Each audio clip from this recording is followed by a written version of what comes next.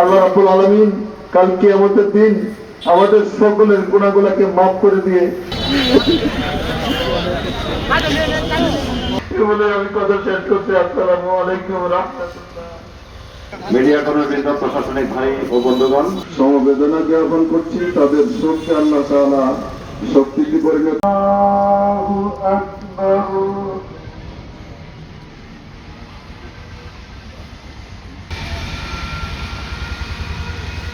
আল্লাহু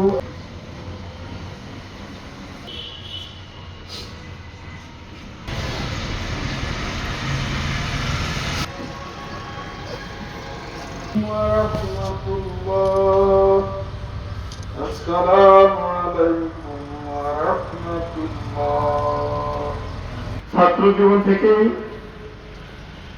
ইসলামের রাজনীতি করার কারণে বিভিন্ন সময় শারীরিকভাবে আঘাত পেয়েছে।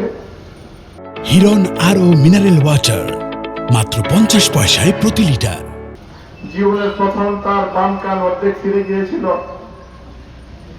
আর জীবনের শেষ সময় এসেও তার বাম পায়ে লাঠির আঘাত হয়ে এবং 4টি ইটের টুকরা তার ডান পায়ে লেগেছে। আমাকে বলেছে, মাসুদ আমার পাগুলোতে সবসময় মোজা পরিয়ে রাখবি, কেউ যেন না দেখে। আমার নেতা কর্মীরা যদি আমার এই আঘাত দেখে তারা সহ্য করতে পারবে না, তারা হয়তো প্রতিশোধ নিতে চাবে। এটা ছিল নুরুজ্জামান বাদলের আদর্শ। বাদল ভাইয়ের সাথে একটা চমৎকার সম্পর্ক ছিল। যাই হোক, তার হাসিটা আমরা মিস করবো।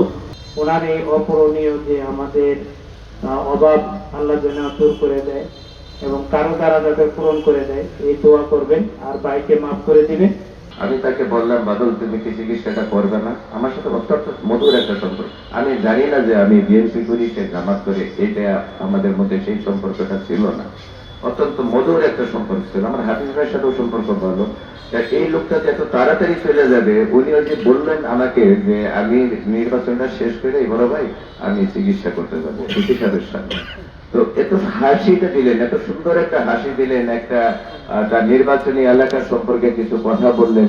এই লোকটা যত তাড়াতাড়ি চলে যাবে, আমরা তার জন্য অন্তরের অন্তঃস্থল থেকে সর্বস্তরের শেরপুরের জনগণ আমরা তার জন্য দোয়া করি। যেহেতু আমি ধানের শীষে মনোনয়ন প্রত্যাশী ছিলাম, সেই সুবাদে আমি তার প্রতি সবার কাছে বিনীতভাবে অনুরোধ করব, তার এই চিরবিদায়ে তাকে সবাই ক্ষমা সুন্দর দৃষ্টি দেখবেন।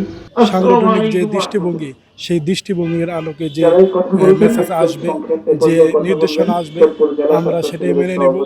তো আমরা ইসলাম আন্দোলনের কর্মী হিসেবে কেউ হতাশ না, কেউ ব্যথিত না, সবাই আল্লাহ সুবহানাহু ওয়া তাআলার উপর ভরসা করে আমাদের কেন্দ্রের যে সিদ্ধান্ত আসবে সেই সিদ্ধান্ত মেনে নেবে ইনশাআল্লাহ। আমার মামুর সাথে পরশুদিন রাত্রে দেখা হয়েছিল, কথা হয়েছিল।